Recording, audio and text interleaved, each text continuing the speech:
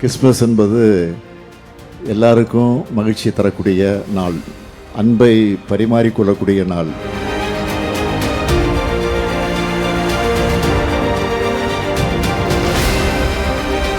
அப்படிப்பட்ட இந்த திருநாள் கொண்டாட்டத்தில் 3250 குடும்பங்களுக்கு நலத்திட்ட உதவிகளை வழங்கியிருப்பது எனக்கு மகிழ்ச்சியை தருது. சிறுபான்மை மக்களோட நலன்களை பாதுகாக்கணும், உங்களோட வாழ்க்கையில் ஒளி நிலை பெறணும், பார்த்து திட்டங்களை செஞ்சுக்கிட்டு இருக்கிறோம்.